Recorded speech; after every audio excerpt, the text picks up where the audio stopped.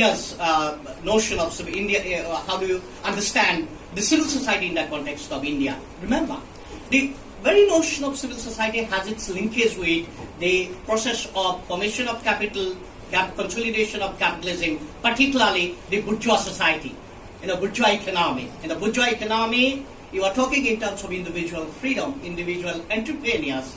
Individuals look at what rights John Locke talked about. Three important rights he talked about: right to life, right to liberty, and right to private property. These were three important rights that he talked about. The idea was that given them the freedom, if you give the freedom to the individuals, there are opportunities of developing their own potentialities and thereby contributing towards the development. Look at Adam Smith's book, that's very interesting, Wealth of Nations. How do you consolidate wealth of nations? By giving freedom to the entrepreneurs. And those entrepreneurship and individual freedom had the core in understanding civil society. When you come to India, for example, we didn't have capitalism. We didn't talk about individual freedom. We were under colonial system. So our notion of civil society was very, very different.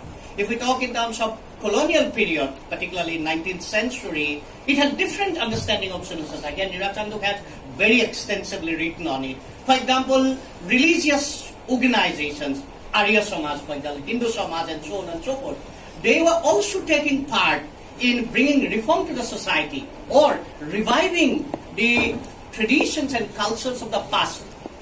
That was also considered to be the civil society. Gandhi had its own understanding, and Gandhi also floated a lot of efforts towards bringing reforms to the society. That was also considered to be civil society. Dalit assertions were there. Muslims were asserting for their rights and floated different organizations. Those were also considered to be part and parcel of civil society.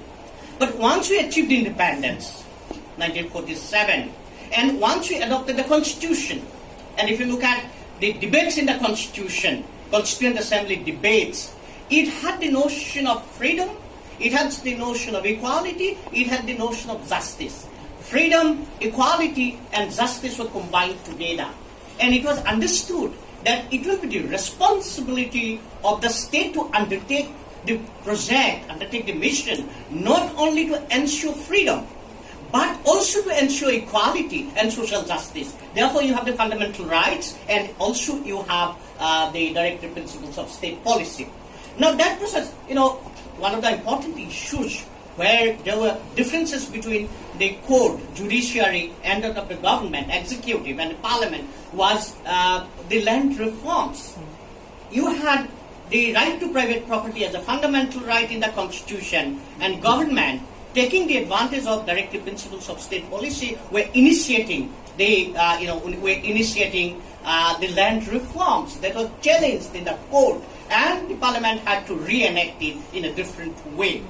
Also look at 1969, when Indira Gandhi government introduced bank nationalization, declared 14 banks to be nationalized. It was immediately challenged in the court. Indeed, the Congress party got divided in 1969, not only on the issue of who will be the Congress nominee for president, Sanjeeva Reddy or V.V. Giri, but also on the policy issues. If you go to the Congress working committee, policies, you can find it. Now, what I'm suggesting is this: from 1947 or 48 or 1950 till 1970, till emergency, Garibi Hatao, for example, was one of the very important issues on the part of India, which brought about a lot of popularity and an electoral mandate for Indira Gandhi, which was unprecedented. What I'm suggesting here is this: it was the state, it was the government which was the dominant figure, omnipresent, omnipotent, and also was talking in terms of equality and freedom and justice. Getting it? However, it was gradually realized that in the name of social justice, in the name of equality, state is becoming very, very authoritarian in nature. Very, very, it was disregarding even the core of the democracy, that is the fundamental rights of the individuals, and that got culminated in the declaration of emergency. Now, post-declaration of emergency till 1990s is the golden phase of civil society in case of India. If you look at Rajni Kothari, who had written Politics in India and conceptualized the Congress system, now started re-articulating his own understanding of the political process, rethinking development, for example, in search of human development, and so on and so forth.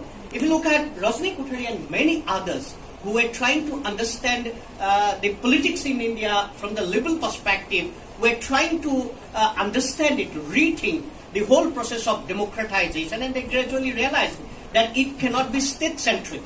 You have to have movement forces who will talk in terms of social justice, freedom, and so on and so forth.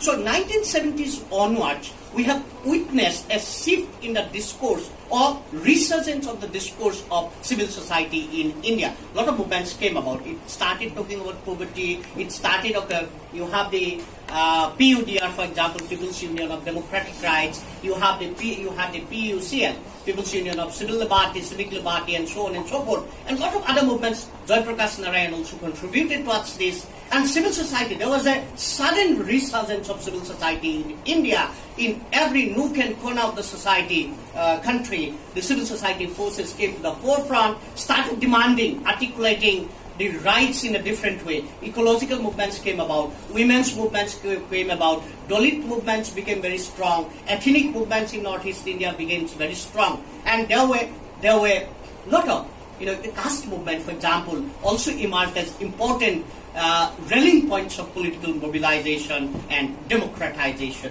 So 1970s to 1919 onward, there was a shift.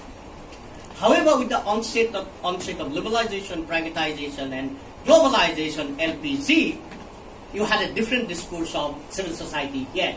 Look at right to food movement, look at right to employment movement, look at right to education movement, and also look at right to information movement. These are very interesting movements in India, which finally culminated in lot of acts, lot of laws.